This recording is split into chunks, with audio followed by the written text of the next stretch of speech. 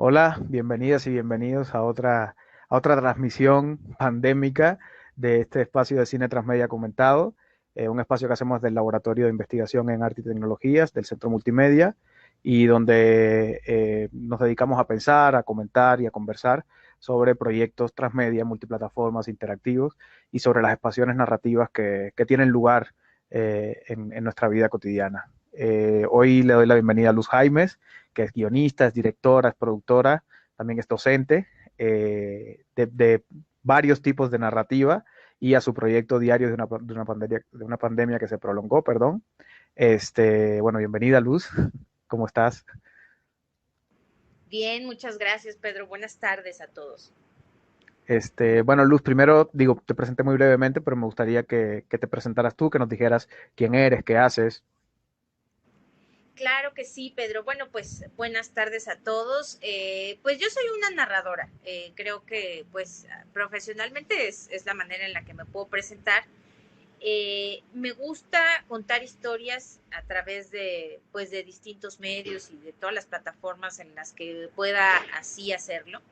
Y eso me ha llevado a medios como la radio, como la prensa escrita, como la televisión, el cine. Y ahora la narrativa transmedia que ofrece distintas posibilidades de llegar a otros públicos y a otras comunidades. Pues eso ha hecho que por ende escriba, ¿no? Entonces, pues escribo igualmente en diversos géneros. Y pues efectivamente soy docente porque también creo que una misión que tengo es formar a contadoras y contadores de historias, porque creo que es importante cuidar los contenidos que vamos a recibir nosotros en un futuro cuando ya no seamos nosotros los que podamos compartir con la comunidad estas mismas historias, ¿no?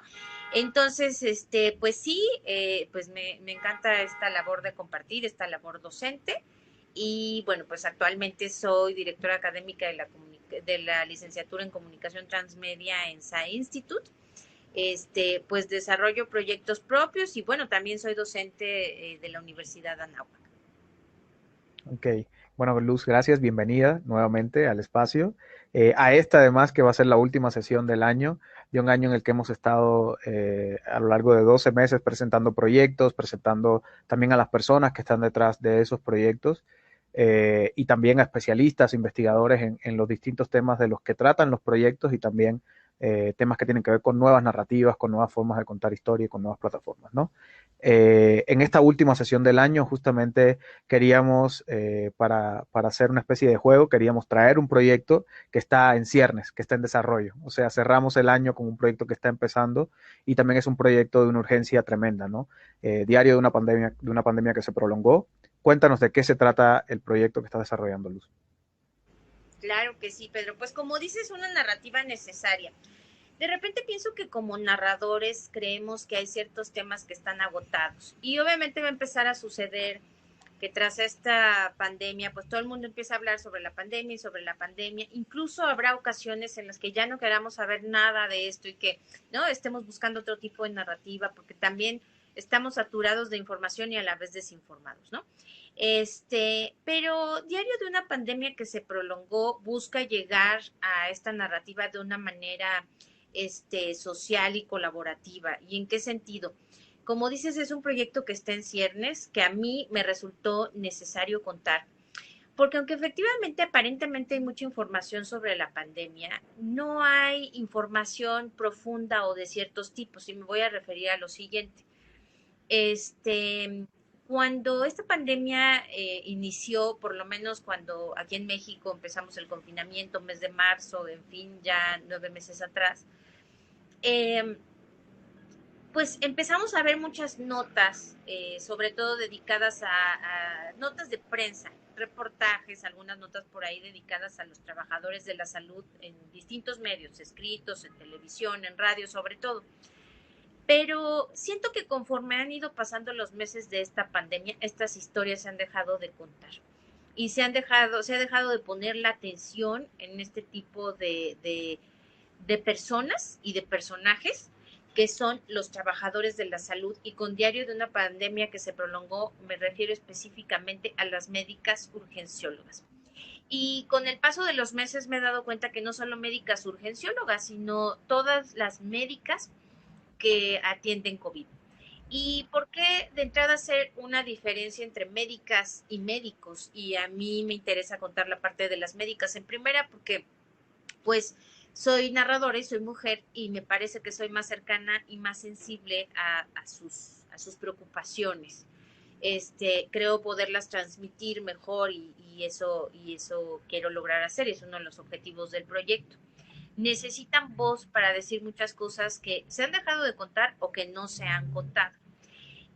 Nadie sabe lo que las mujeres médicas, urgenciólogas y de otras especialidades, pero digo urgenciólogas porque están en primera línea, son las primeras en recibir a un paciente en cualquier hospital, aunque después sea trasladado a otra sala o a otro nosocomio incluso, ¿no? Y entonces, bueno, pues en mí surge la necesidad porque mi hermana es médica urgencióloga y atiende esta pandemia desde el primer momento en un hospital al sur de la ciudad. Y ella es médica urgencióloga del IMSS. Entonces, pues han sido meses muy difíciles en los que gracias a ella y a través de ella he conocido de manera muy cercana distintas historias de estas médicas, incluyendo la propia historia de mi hermana, que son todas unas guerreras y unas heroínas de la salud. El punto y la clave de este proyecto es que no quiero que se diga de dientes para afuera, como siempre sucede, los héroes de la salud, las heroínas de la salud. No sé si realmente estamos valorando ese papel. De entrada, yo no sé si realmente el día de hoy, me parece bien importante y les agradezco mucho el espacio, Pedro, porque justo es la última entrevista del año, la última charla del año, pero también es el momento del año más importante en el que la gente tiene que hacer conciencia de que los hospitales están llenos, de que las médicas, en este caso, pues no tienen la posibilidad ya de recibir a más pacientes, ya no hay lugares en los hospitales, aunque ellas pongan todo su empeño en este trabajo, pues no les es posible, ¿no? Entonces, eso es lo que me lleva a contar estas historias más de cerca, el saber pues de manera muy de la mano con mi hermana todo lo que están viviendo, por eso me parece importante e insisto en este momento mucho más, porque esta pandemia está sucediendo como no la habíamos conocido, es decir, aunque en mayo fueron meses complicados, es claro que este mes pues los casos son mucho mayores y recuerdo que por ahí del mes de mayo me contaba mi hermana, bueno, en un hospital donde ella está de 120 camas, tenemos 70 camas ocupadas, 70, 80, por ahí fue lo más que llegaron. El día de antier, pues toda esta semana, desde hace 2 semanas, el hospital con 120 camas está lleno y así muchos hospitales, sobre todo aquí en la Ciudad de México. Entonces es bien urgente saber, por lo menos con compasión humana, por compasión humana con el otro, pues que podamos todos juntos dejar de llenar los hospitales, ya no pueden más. Las médicas están muy cansadas y bueno, es un hecho que aunque ya tenemos noticias sobre vacunación y demás, pues todavía nos falta un proceso que va a llevar otro tiempo, ¿no? Claro. Oye, Luz, bueno, justo está muy clara como la urgencia del proyecto que estás desarrollando y hay dos cosas que a mí me parecen muy interesantes, ¿no? Y que me gustaría que profundizaras un poco en ellas. La primera es el proceso de investigación. O sea, hasta ahora la mayoría de los proyectos que hemos estado desarrollando, que hemos estado viendo aquí en el espacio son proyectos que, aunque estén en desarrollo, digamos que no son proyectos que suceden sobre algo que esté aconteciendo en este momento. Y este sería como el primer proyecto que presentamos en ese sentido. O sea, cómo hacer una investigación para después convertirla en narrativas multiplataforma, transmedia, etcétera, sobre algo que está aconteciendo en este momento, ¿no? Y qué papel ahí juega la comunidad, por un lado. Y por el otro lado, también como el tema de género. O sea, obviamente queda claro, y tú decías, ¿no? Que tú eres una mujer narradora y en ese sentido la sensibilidad misma que tienes sobre los conflictos de estas médicas urgenciólogas te lleva a contar sus historias. Pero también justamente creo que, de hecho, por lo menos yo he visto mucha información que tiene que ver con la pandemia, eh, que cuando se habla de médicos y médicas y de enfermeros y enfermeras y del personal de la salud en general, casi siempre se le pone rostro de hombre. y me parece muy interesante justamente la singularidad que tiene el proyecto en este sentido y también una mirada de género, ¿no? Entonces, bueno, que si nos puedes comentar un poquito de esto. Claro, de entrada, bueno, empezaría por el asunto, por la última pregunta, ¿no? El asunto del género. Fíjate que, claro, en principio siempre se habla de los médicos. Eh, Tú ves los noticiarios y hay una entrevista con el experto y es un médico, ¿no? Yo he visto mucho esos rostros en televisión, en radio. Pero hay una cosa que está sucediendo muy al interior de los hospitales que de entrada me parece muy curioso y que también tiene que ver con lo primero, con el proceso de investigación. Creo que en un proyecto que está sucediendo conforme las cosas pasan, la investigación y la generación del proyecto, la misma narrativa van sucediendo juntas y todo tiene que ver con, porque al final de cuentas el género define los protagonistas, en este caso las protagonistas de la historia. Y parte de la investigación, pues el primer dato importante y curioso que arroja para mí, que me llama mucho la atención, es el género. Fíjate que la mayoría de los médicos que se están contagiando son hombres. Y en general es la tendencia del COVID, ¿no? La mayoría de los que se contagian son hombres. Obviamente también se contagian mujeres, pero la mayoría también de quienes se ponen graves son hombres. Y la mayoría de los que fallecen son hombres de mediana edad y que bueno pues tienen alguna complicación o no, pero se ponen más graves. Incluso yo te puedo decir que hemos sabido en el contexto que ahorita he estado investigando con estas médicas urgenciólogas, todas las que se han contagiado han superado la enfermedad. Sin embargo, no ha sucedido lo mismo con los médicos hombres. Ha habido, pues, pérdidas humanas, ¿no? Entre el personal médico. Y eso de entrada a mí me parece importante señalarlo, ¿no? Y que por la razón que sea que esta enfermedad esté siendo más agresiva con los hombres de mediana edad o de ya de una edad avanzada, también tiene que ver con que una vez más son las mujeres las que están en primera línea. Y además, mucha mujer urgencióloga.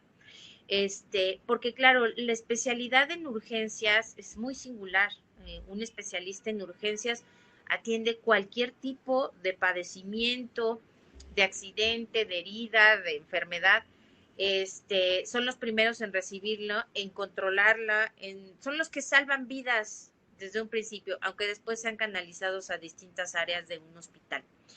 Y además, creo que en cuestión de género, esta pandemia ha afectado mucho a las mujeres y hacia allá va, y por eso también el nombre de la narrativa, el diario de una pandemia que se prolongó, porque somos poco cercanos y empáticos a lo que están pasando diario estas mujeres, porque son jefas de unidad, son las que están en primera línea, porque además las urgenciólogas son las encargadas de liderar a los equipos de médicos de otras especialidades que han formado equipos y se han unido y el de la otra especialidad se viene a trabajar al hospital COVID y tal, pero los jefes de equipo son los urgenciólogos, porque hay que recordar que estas urgenciólogas les tocó también atender en su momento la epidemia de influenza hace algunos años. Entonces, ya van dos tipos de estas enfermedades fuertes que les toca atender. Y además, a estas médicas les ha tocado vivir ambas enfermedades, ellas vivieron, por ejemplo, en la zona que están de Villacuapa, vivieron los sismos de 2017, ¿no? Nosotros supimos instantes después del derrumbe ahí en el TEC de Monterrey que esto había sucedido precisamente porque los pacientes les llegaron ahí. De hecho, el hospital donde ellas trabajan pues quedó dañado por estos sismos y se reabrió ahora como hospital COVID porque antes no lo era, en fin, ¿no? Y es bien importante lo que están pasando ellas como mujeres al interior, pero no del hospital, sino de sus vidas. Y es ahí parte de donde entra este proyecto, por eso se llama Diario, porque vamos un poco hacia historias más íntimas de ellas. Te puedo citar algunas, ¿no? Una de las urgenciólogas se enferma de COVID y su pareja la abandona. Una de ellas enviuda. porque su marido también médico muere de COVID, ¿no?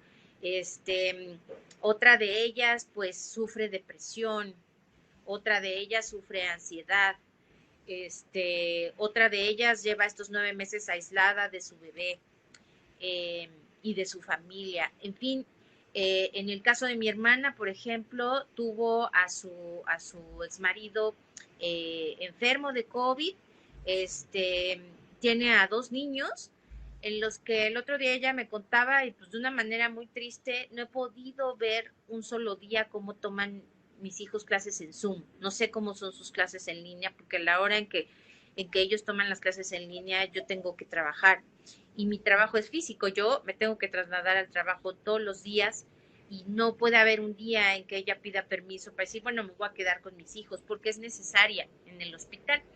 Ella este mismo mes cumple 20 años dando servicio de urgencias en el IMSS y le correspondía, por fin, después de 20 años, estaba muy ilusionada a tomar vacaciones en las últimas 2 semanas de diciembre, como la gente normal, ¿no? Porque ellas pues nunca toman vacaciones en días festivos, ni Año Nuevo, Navidad trabajan, les toca hacer guardias, porque es cuando hay muchos accidentes y en urgencias, pues peor aún. Entonces, pues hay falta de personal, así es que pues se recorren sus vacaciones y después de 20 años todavía no va a poder tomarlas en estos días normales, ¿no? Están muy cansados porque cuestión de género, ¿no? Tú tienes que cuidar a 2 niños y no recae igual, y todos lo sabemos, la responsabilidad sobre el padre que sobre la madre en esta sociedad mexicana. Y entonces, en el caso de ella, fíjense, o sea, ella eh, no prueba alimento a las 6 de la tarde, hasta las 6 de la tarde o a veces a las 4, porque ellos usan pues un traje y un uniforme que no se pueden quitar mientras estén en el hospital. Si se lo quitan, está infectado y tendrían que ponerse otro y tampoco es que haya material de sobra. Y entonces ellos no pueden ni tomar agua ni comer nada, porque entonces habría la necesidad de ir al baño y de quitarse ese traje. Así es que no pueden hacerlo. Entonces, hasta que terminan y pueden llegar a su casa, en el caso de ella ver qué comen los niños o llegar y cocinar algo y hasta entonces poder sentarse a comer juntos y pues muchas veces con mucho dolor de cabeza, con muchos pendientes, con muchas preocupaciones. ¿Qué es lo que sucede? Pues que también la vida en sus hogares se está alterando, ¿no? Están cansados, pero no hay descanso, no hay una mano que les diga, no te preocupes, ahí viene otro médico, hoy alguien va a hacer guardia por ti, tú toma vacaciones, ya es diciembre, al contrario, ¿no? Y está afectando sus vidas de una manera impresionante. Obviamente esto los va a dejar marcados para siempre. Ellas siempre cuentan, yo decía, bueno, ¿qué les está pasando en común? Y todas te dicen, no puedo dormir, ¿no? Y cuando duermen tienen pesadillas, todo el tiempo está esto en su mente. De entrada, pues ya hablando de generar comunidad y todo este proceso de creación, pues de entrada, antes de pensar yo en conseguir recursos, quiero pensar en generar comunidad desde 2 lados, ¿no? Una, por ejemplo, yo te diría, estoy trabajando ya con un ilustrador y con una diseñadora gráfica, que son los primeros en unirse al proyecto. Por otro lado, pues también sería bien importante, y yo ahí, pues creo que para esto sirven esos espacios, Pedro, y bueno, si algún equipo de psicólogas, y digo psicólogas, pues por la naturaleza del proyecto, que creo que podemos ser más empáticas y sensibles al tema, pues está dispuesto a apoyar e integrarse al proyecto, bienvenidas, porque la herida va a ser difícil de sanar una vez que pase todo esto, ¿no? De entrada, en este momento, las urgenciólogas no tienen un acompañamiento psicológico si no lo buscan ellas por todo esto que está sucediendo. Cada día es un lamento y sí, ya no quiero ir. A veces se pelean, ¿no? Entre ellos, pues se disgustan, pues, porque ya no quieren entrar a revisar a los pacientes, están muy cansados y obviamente tienen mucho miedo porque varias compañeras y compañeros se han contagiado, ¿no? Entonces, el asunto aquí es crear comunidad y ser sensibles ante el cuerpo médico de urgenciólogas que están en primera línea y empezar a ayudar desde distintas trincheras primero, después que esta información se conozca y por último dejar testimonio de todos estos sucesos que me queda claro que no están quedando en los medios tradicionales de comunicación, no hasta ese punto. Claro. Oye, Luz, bueno, aprovecho para decirle a las personas que están viendo la transmisión que, como siempre decimos, pueden hacer preguntas, comentarios a través del chat de Facebook y las iremos leyendo. Y a mí me gustaría que justo nos cuentes un poco de cómo piensas, sabemos que es una etapa inicial del proyecto, es un proyecto que está en desarrollo, que como dices, apenas está en su fase de investigación y de escritura, por lo menos de una narrativa madre. Eh, y bueno, esta fase de investigación seguirá porque la pandemia sigue y no se ha Claro. acabado. Pero bueno, me gustaría que nos cuentes un poco cómo imaginas ahora mismo que se va a ver el proyecto en términos de plataformas, en términos de interacción con el proyecto. ¿Qué tienes pensado? Fíjate que yo sí veo vivir a este proyecto en una plataforma web en donde los usuarios puedan llegar e interactuar. Eso para mí es lo más importante, con el fin de que puedan empatizar e introducirse, que sea también al mismo tiempo una narrativa inmersiva a este universo en el que habitan todos los días estas mujeres urgenciólogas, y que no podemos acceder de entrada por obvias razones. Tú no puedes entrar a una sala COVID, ¿no? Si no tienes COVID o si no eres del personal de salud. Entonces, a mí me gustaría que sea una narrativa pues muy inmersiva. Va a ser una narrativa audiovisual muy sonora, y me la imagino sonora porque va a ser bien importante escuchar el ruido de los pasillos, ¿no? Escuchar estas habitaciones con respiradores. No, no suena igual, no se escucha igual, ni se ve igual un hospital COVID que un hospital tradicional. Eh, el ambiente y ojalá más adelante, eso sí, pienso que sea más adelante, podamos hacer un 360 o un VR. Tras estos meses a mí me ha tocado también vivir una experiencia en la que tuve que subirme a una ambulancia COVID, ¿no? A un paciente encerrado en una cápsula de estas COVID. De verdad, el estar ahí debe ser muy impresionante, y esa experiencia, esa sensibilidad, creo que nos cuidaríamos más si creáramos esa conciencia. Ahora mismo, Pedro, estás proyectando una imagen que es un storytelling real, ¿no? Dice la doctora, de ahí que como líderes somos y tenemos que fijarnos en esos detalles. Es una conversación previa, y luego doctor o doctora Guzmán dice, llegó paciente saturando al 40% de domicilio. Eso quiere decir que llegó muy grave, requiere tubo, no hay ni una sola cama, ¿no? Doctora Medal, ¿cuál es la indicación que seguiremos con estos pacientes? Que suba al tercer piso, doc. Ya murió en el pasillo, muchas gracias. Este, este chat en sí, de diálogos, realmente es una historia por sí sola, de las muchas que ocurren todos los días en una sala de urgencia COVID en la actualidad. Y este chat que te acabo de mostrar, Pedro, es del día martes, ¿no? Hoy es jueves. Pues como lo viste en el chat, es parte documental y también habrá parte ficción en el proyecto.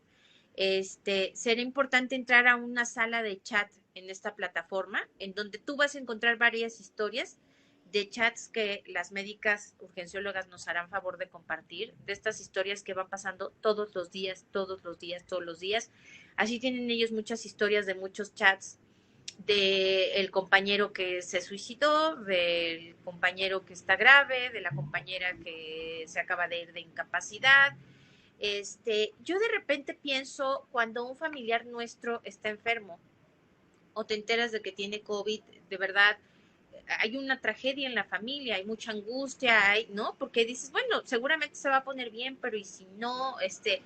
Justo hoy ya sabemos de varias personas que tuvieron COVID hace unos meses y que decían, bueno, ya me curé, tal. Hoy se están viendo las secuelas, ¿no?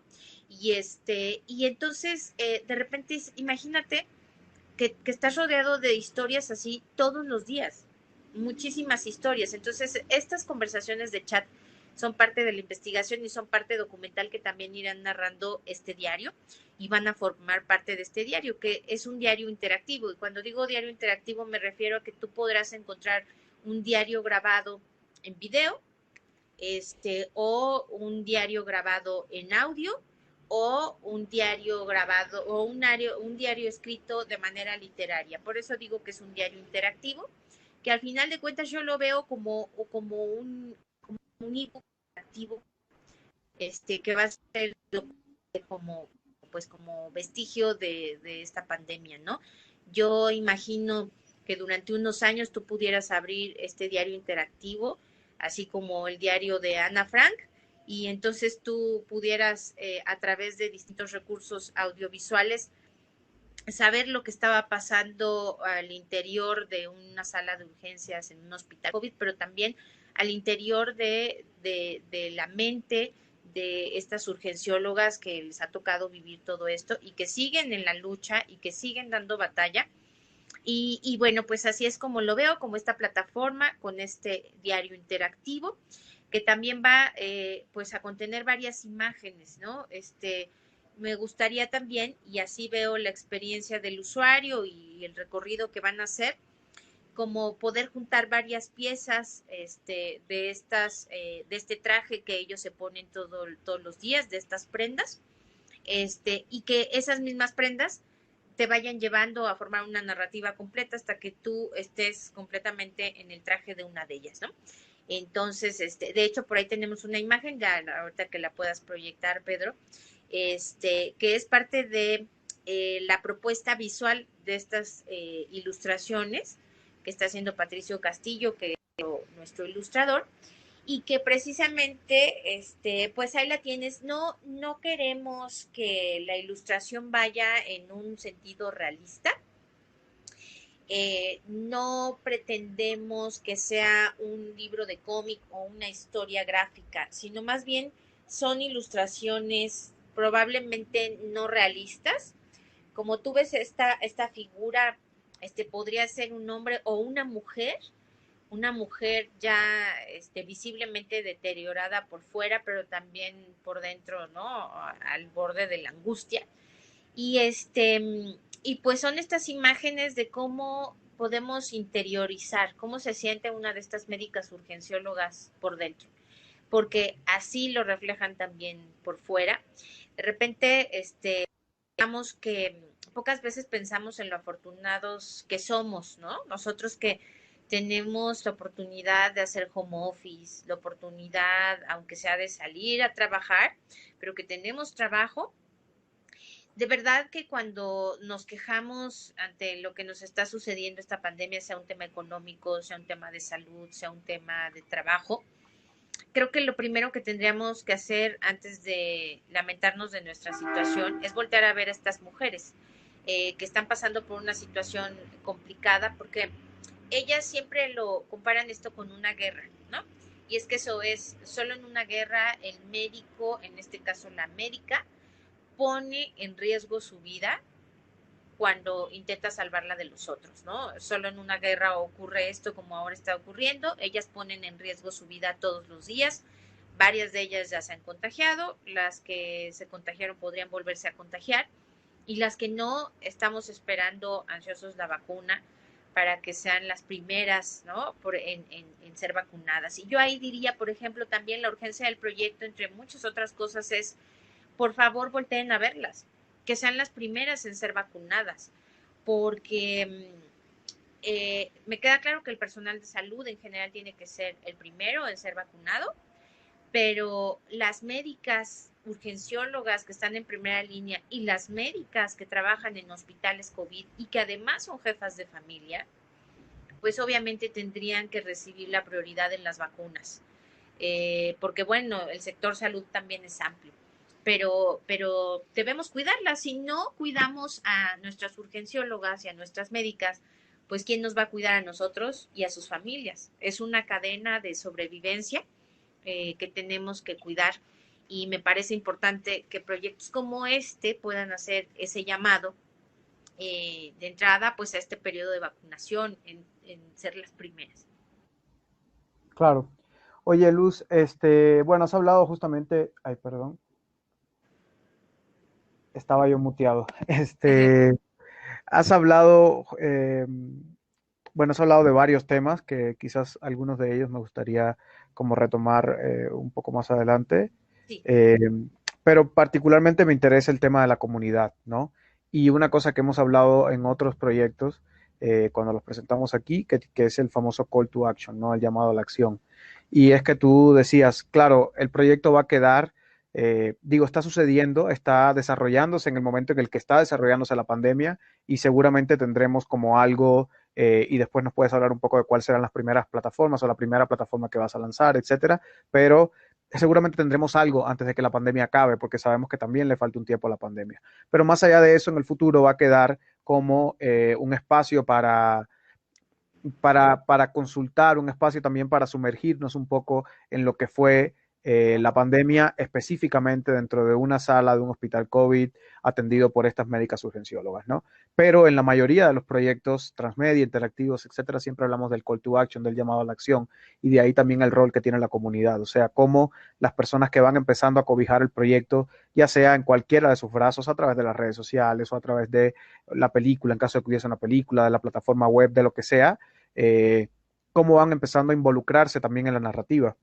Y creo que es una de las cosas que también permite un proyecto como este, ¿no? O sea, todos estamos padeciendo y todas estamos padeciendo la pandemia y todos y todas de alguna manera jugamos un rol dentro de la pandemia y creo que en ese sentido, como usuarios potenciales del proyecto, es mucho más fácil la identificación con el proyecto y también no solo el llegar y ver de qué trata, sino el participar de alguna manera en el proyecto. ¿Cómo estás imaginando este call to action? Y también entonces, ¿cómo estás imaginando que vaya creciendo la comunidad alrededor del proyecto? Claro, en primer lugar, el primer call to action sería para la propia comunidad médica. Yo hace rato te decía que el proyecto surgió para hablar justamente, introducirnos al universo de estas médicas urgenciólogas en una sala de urgencias COVID. Pero creo que hay una necesidad por compartir todas estas experiencias al interior de los hospitales de mujeres médicas que no necesariamente son urgenciólogas, ¿no? Y eso lo he ido descubriendo poco a poco. Entonces, ese es el primer call to action. Queremos recibir el testimonio de todas las mujeres médicas que están al frente de la pandemia aquí en México. Y yo empezaría por invitar a las médicas a mandar el testimonio de la forma que ellos quieran, ¿no? De entrada van a hacer testimonio por WhatsApp, que van a hacer estos pequeños storytellings que no van a ser alterados de ninguna forma, es uno como el que acabas de ver, que ellas quieran narrar, y a través de distintas redes. Fíjate que TikTok para mí es una de las primeras plataformas que me gustaría lanzar por ser tan cercana, porque permite dar testimonio en video de algo que tú estás sobrellevando, ¿no? De algo que está pasando en ese momento y que en un minuto te permite contar una pequeña historia.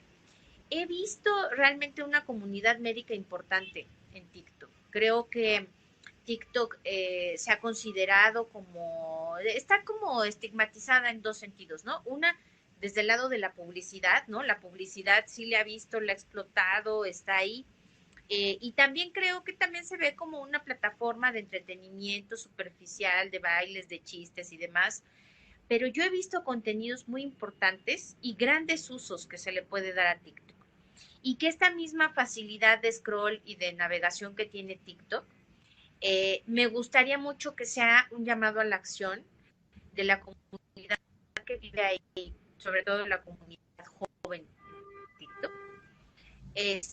Porque fíjate que cuando estás haciendo en esta red, te vas encontrando con temas y si alguien se lo encuentra, para mí sería grandioso y sería genial. Yo he encontrado así, nada más así, scrollando en TikTok, así como he encontrado contenidos muy superficiales e inservibles, también he encontrado contenidos muy interesantes. Entonces me gustaría muchísimo que algunos de las entrevistas y de los testimonios pudieran suceder por ahí de entrada. Luego, invitar a la comunidad que también llegue porque creo que para una mujer es bien importante, o sea, a la comunidad me refiero a las mujeres, ¿no?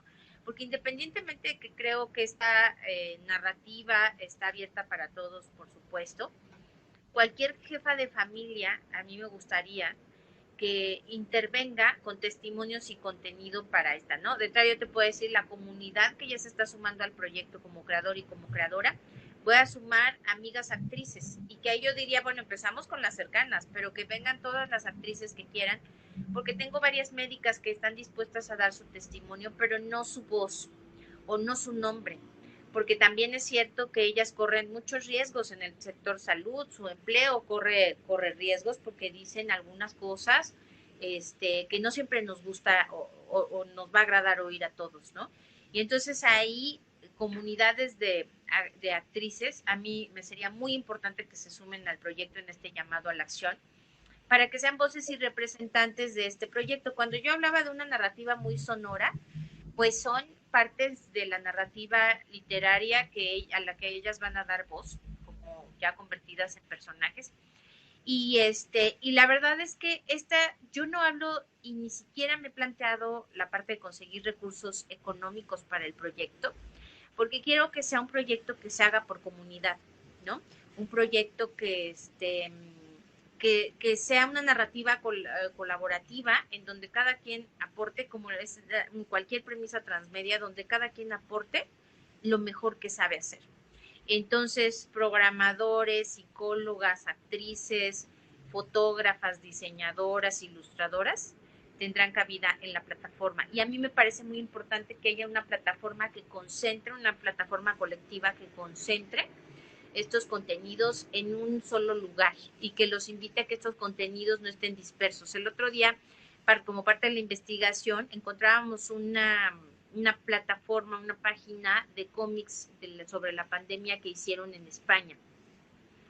Muy interesante plataforma. Entonces creo que en México sería bien importante gente muy talentosa con esfuerzos aislados que están haciendo. Yo he visto en Los Moneros, están haciendo grandes caricaturas, ¿no? En fin, un espacio que pudiera albergar toda esta documentación de la pandemia, pero siempre con esta perspectiva de género que es la raíz y la esencia del proyecto. Claro. Oye, Luz, bueno, ya sé que además lo has recalcado ya un par de veces, que todavía no estás pensando en rutas de financiación, que de hecho a lo mejor el proyecto ni siquiera su ruta de producción va a pasar por ahí, pero seguramente ya has pensado un poco en la manera en la que va a materializarse esto, ¿no? O sea, aunque sea a partir de redes de colaboración, aunque sea a partir de estos llamados a la acción, que bueno, también esta charla funcione como eso, como un llamado a todas las personas que estén interesadas, particularmente mujeres, a sumarse al proyecto de alguna manera.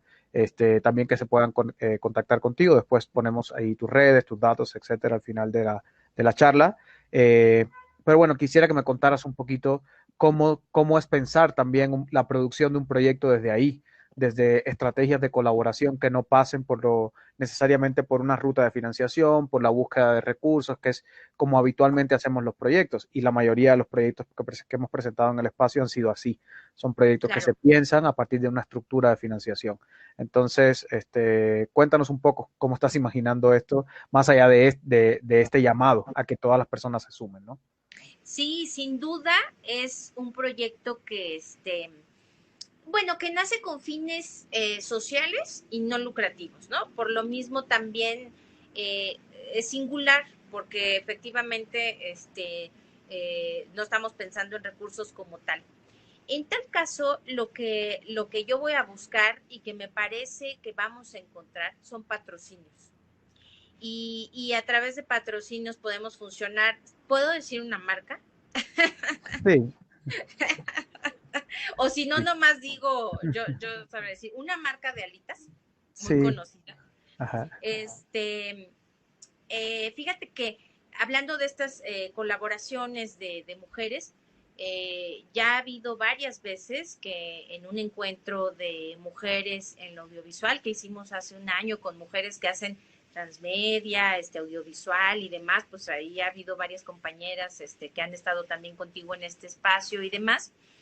Una de nuestras compañeras es publirelacionista y entonces ya ha habido patrocinio en donde le mandan comida, pero muchísima comida, muchísimas cajas de estas alitas y todo al área de urgencias médicas, y los médicos son tan nobles de verdad, tan agradecidos, que, o sea, toman 1000 fotos, las suben a Facebook, literal casi lo hacen viral, aunque ellos no son ningunos influencers, porque a la gente le encanta, o sea, le encanta ver que hay personas que están agradeciendo esta labor y eso es un patrocinio, ¿no?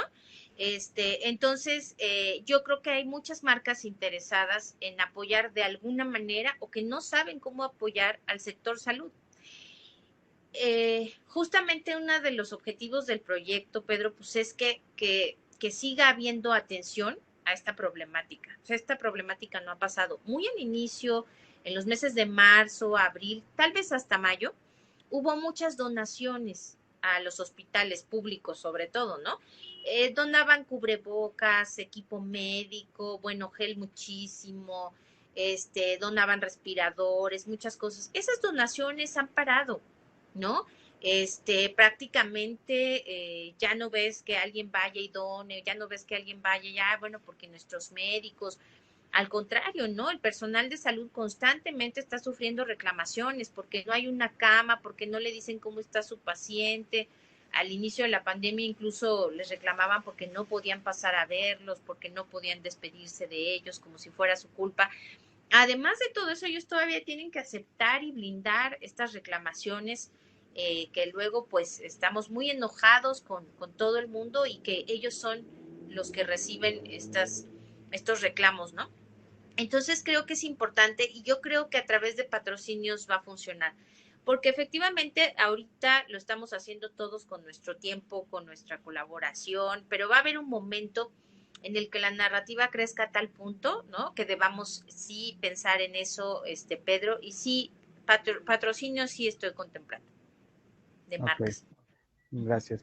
Oye, Luz, y digo, sé que es un proyecto personal, y bueno, personal en el que vas a sumar a todas estas redes de colaboradoras, pero también me gustaría saber si estás pensando tú en tu rol de docente, también al frente de una carrera de comunicación transmedia, el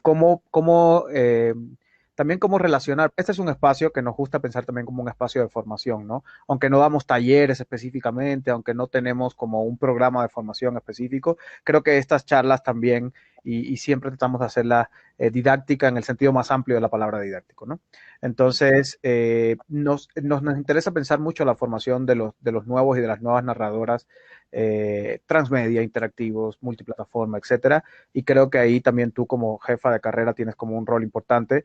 Y me gustaría saber si has pensado también en la posibilidad de desarrollar este proyecto y otros proyectos que también sean personales en colaboración, ¿no? Con los procesos de formación que a su vez llevan tus estudiantes.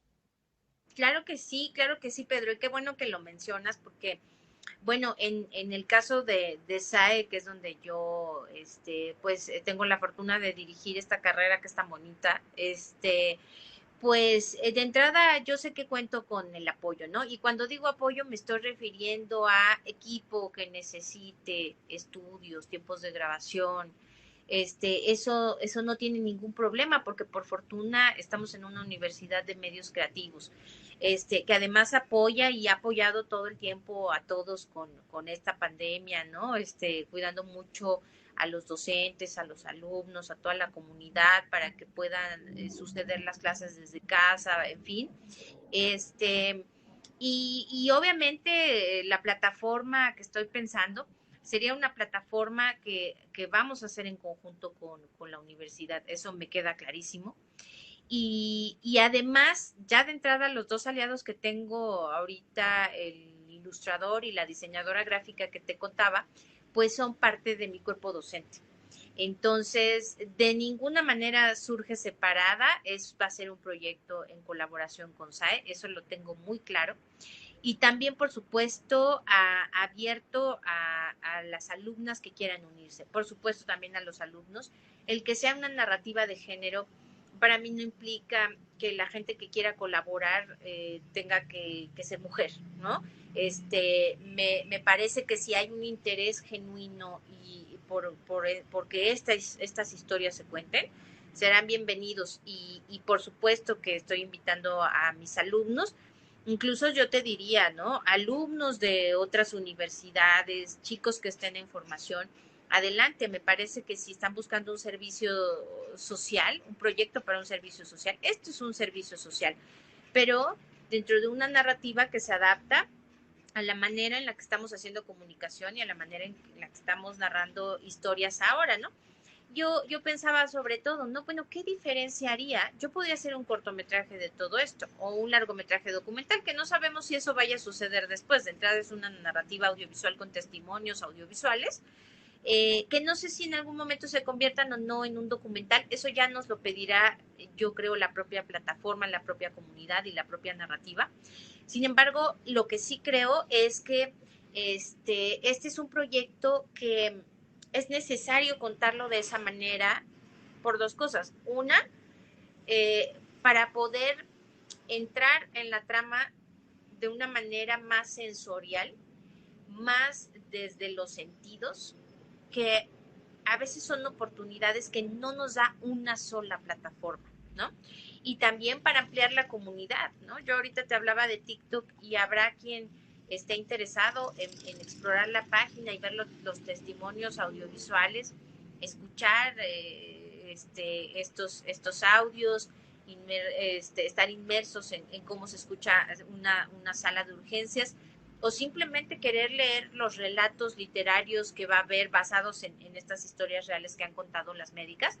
Pero va a haber personas que quieran llegar ahí simplemente a Instagram a ver imágenes, o va a haber quienes solamente quieran ver los testimonios de un minuto y scrollear en una plataforma como TikTok, ¿no?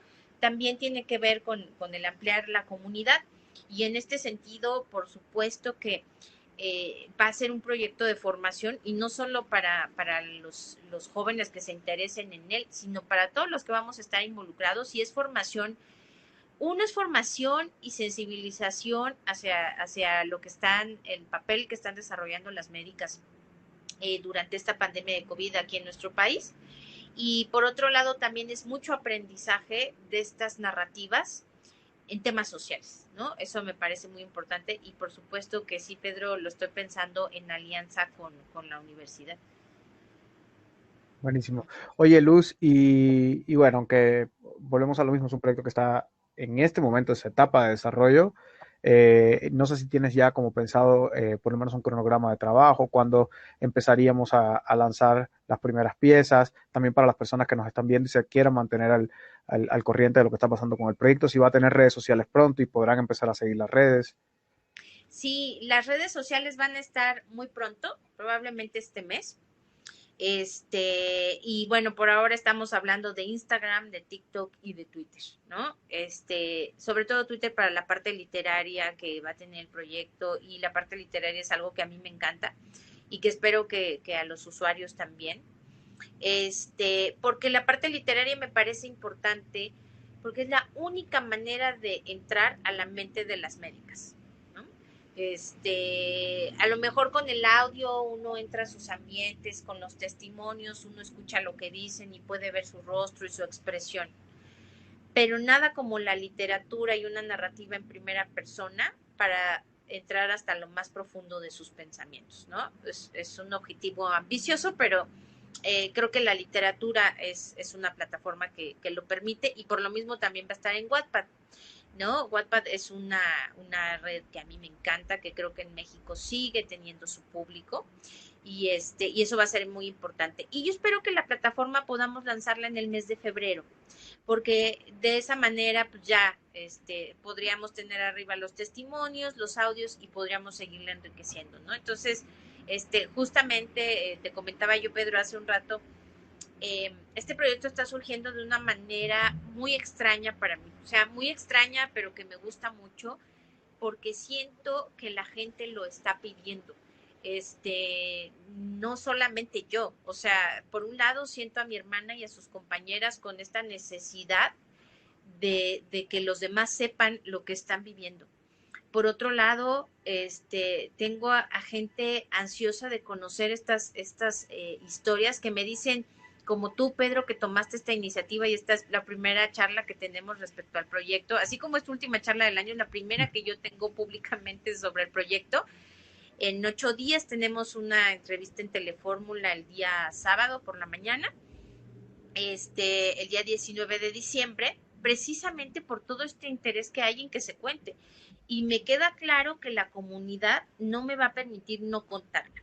Entonces, bueno, por eso es que un proyecto que a lo mejor estaba pensado, yo te cuento, Pedro, este proyecto surgió como un proyecto literario inicialmente. O sea, mi idea era escribir este diario y por eso el nombre de la narrativa. Hay varios textos literarios escritos a manera de diario, y que al principio pensaba hacer solamente una novela, porque no creo que no lo vaya a hacer, o sea, sí lo va a hacer, pero va a haber otras plataformas. Pero creo que la gente quiere atestiguar y ser parte de estas historias a través de distintos lenguajes. Eso es lo que está exigiendo pues la plataforma y la historia, ¿no? Y entonces me dio mucha risa porque justo en esta entrevista me decían, pero sí es un proyecto audiovisual, ¿verdad? Porque con estas dificultades que tenemos de que de pronto se entienda muy bien que es un proyecto transmedia, multiplataforma, interactivo. Y dije, claro que es un proyecto audiovisual, ¿no? Entonces, perfecto, entonces adelante y cuéntanos y tal. Y yo no quisiera, ¿por qué de entrada no es un cortometraje o no es un largometraje o no es un documental en sí o tradicional? Pues porque yo no quisiera justamente perturbar a la comunidad, a los usuarios, con una narrativa más sobre el COVID, ¿no? Me gustaría que más bien sea una experiencia, que sea una vivencia, que sea una empatía con lo que están viviendo estas médicas y que pues las posibilidades de estas narrativas son distintas, ¿no? No tenemos que esperar a que haya la posibilidad de estrenar en alguna plataforma, en una sala de cine, que, híjole, me tengo que esperar a que pase la pandemia porque tengo que ir a grabar. Precisamente creo que es otra de las razones por la que este es un proyecto multiplataforma, porque estas plataformas te permiten ser creativo y narrar las historias desde otro lado sin detenerte, sin decir, me voy a esperar, yo no necesito esperar a que acabe la pandemia para escribir. Las actrices no tienen que esperar a que acabe la pandemia para entender qué está pasando con estas mujeres y poder representarlas y darles voz, ¿no? En fin, entonces, por eso me ha gustado cómo ha surgido este proyecto y pensarlo de esa manera. Pues buenísimo, Luz. Oye, tengo una última pregunta y tiene que ver con el rol que van a ocupar, que ya ocupan, pero que van a ocupar estas médicas urgenciólogas y las demás doctoras y personal de salud que participe, o sea protagonista de las historias que cuente el proyecto, dentro del proyecto. O sea, ya has hablado un poco de cómo te imaginas que se va a ir sumando comunidad, de cómo tienes diseñado, no solo te lo imaginas, sino cómo tienes diseñado este tránsito para ir sumando personas al proyecto, pero me gustaría saber si has pensado justamente en cómo estas médicas urgenciólogas se pueden convertir también en narradoras de sus propias historias, ¿no? Seguramente sí, entonces no sé si nos quieras contar un poco de eso. Sí, Pedro, bueno, de entrada son 5 médicas. Uh -huh. Y aunque hay muchas historias que ellas nos pueden compartir o a las que nos pueden llevar, perdón por el ruido de ahí atrás, pero justo al estar junto a una avenida hace que pase la patrulla, la ambulancia, los bomberos y después los perritos. Entonces, pues te decía que son 5 mujeres urgenciólogas que dan su testimonio. Y bueno, pues qué papel o cómo me gustaría que ellas narren de distintas formas, porque hay algunas que me han dicho adelante, ¿no? Yo no le tengo miedo a la cámara y entonces en audiovisual.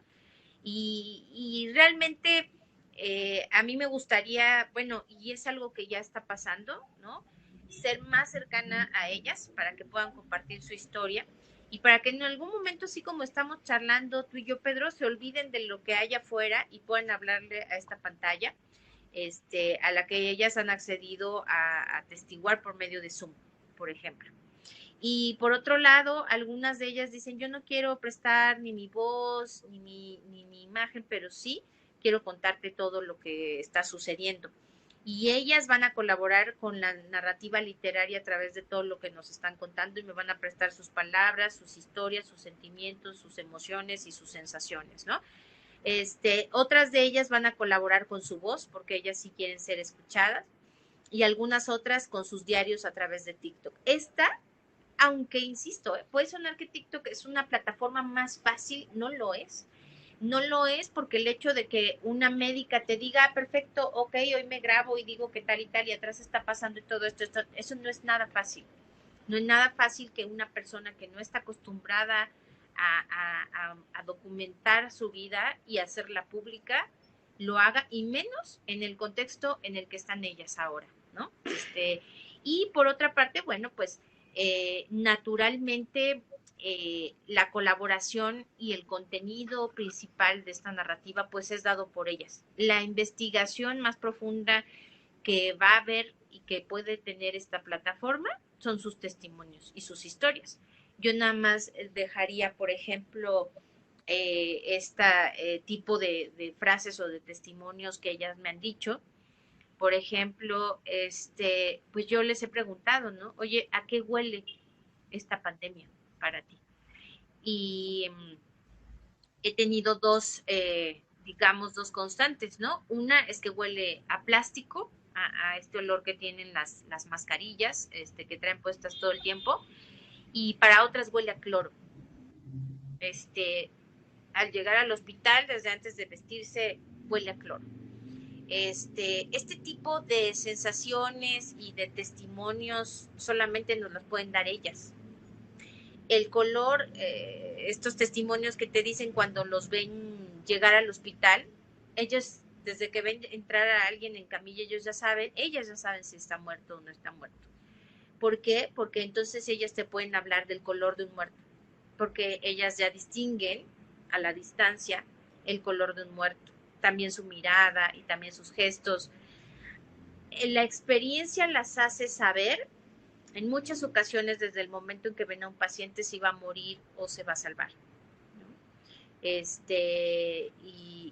Y bueno, lo doloroso que es comunicar a sus familias ciertos mensajes, ¿no? Una de las historias que a mí me han impactado más, que me han contado, es mmm, una primera cuando yo les decía, bueno, ¿cómo fue tu primer paciente de COVID que atendiste? ¿Recuerdas el momento? Por supuesto, y nunca se me va a olvidar. Y una de estas escenas era cuando llegó el primer paciente, nadie lo quería atender, estaba por ahí como abandonado, rodeado de su excremento, ¿no? Este, y me acuerdo que una de ellas me decía, y entonces yo lo regañé porque yo le dije que qué había hecho, a dónde se había ido, porque se había contagiado, y él me dijo que pues tenía ya un viaje pagado a Puerto Vallarta y pues no lo podía desperdiciar. Entonces yo lo empecé a regañar y a regañar y después me arrepentí porque dije, ¿qué estoy haciendo? ¿Por qué lo estoy regañando? Está muy mal y yo lo estoy regañando, ¿no? O estos, por ejemplo, otro testimonio que me compartían de un señor que estaba a punto de morir y que le preguntó a una de ellas, oye, ¿me voy a morir? Pues sí, ¿no? O sea, estás muy mal. Y por otro lado sale a darle informes a la esposa y la esposa le dice, ¿se va a morir? Y ella le dice, lo más probable es que sí, está muy mal. Y entonces la esposa le dice, bueno, hágame un favor, doctora, pregúntele a dónde dejó el dinero, ¿no? Y entonces, cuando ella vuelve al otro día y quiere preguntarle al paciente dónde dejó el dinero, el paciente había muerto, ¿no? Entonces ella dice, yo me quedé, esa noche no pude dormir porque yo no pude decirle en dónde estaba el dinero, ¿no?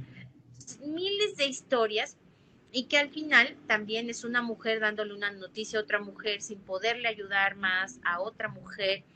Y es una cadena increíble de historias que de verdad es importante conocer, porque si no, no nos vamos a sensibilizar ante nada, ¿no? Yo salgo o me asomo y veo en la calle a la gente o escucho fiestas en el piso de arriba y de repente digo, pues no cabe duda de que están muy lejanos a esa realidad. A veces estamos muy lejanos, ¿no? A esa realidad. Pues sí. Bueno, Luz, te agradezco muchísimo que hayas estado con nosotros justo en esta última sesión del año de Cine Transmedia Comentado del Laboratorio de Investigación en Arte y Tecnologías. Agradezco a las personas que estuvieron viendo la charla, la transmisión. Muchas gracias. Obviamente les invitamos a que quienes estén interesados, que compartan esta transmisión, que compartan esta charla y que le hagan llegar a Luz. Ahí vamos a poner, voy a poner ahora en el chat tu contacto, tu correo electrónico, después o tú me dices, Luz, qué datos ponemos para que las personas que estén interesadas te puedan contactar. Eh, y bueno, también les comento a las personas que sigan al tanto de las actividades que hace el laboratorio. Le agradezco también al laboratorio porque ha sido, a pesar de que ha sido un año muy difícil, un año muy complicado para todas y para todos, y tu proyecto es una muestra de ello. Eh, Se ha mantenido el espacio de cine transmedia comentado, ha empezado a generar su comunidad y también eso es algo que queremos continuar el próximo año. Entonces, en ese sentido, también es una invitación a que sigan las actividades que vamos a tener a partir de enero. Y como es la última vez que voy a estar por aquí en el año, pues también desear un buen fin de año y felices fiestas a todas las personas que nos están viendo. Y a ti también, Luz. No, fiestas no. No, fiestas, Claro, me refiero al días festivos, es pues. No fechas, a fiestas, exacto. exacto. Felices fechas, felices fechas.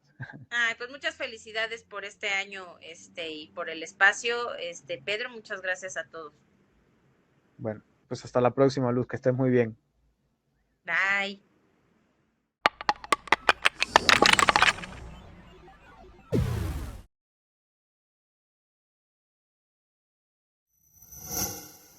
Gobierno de México.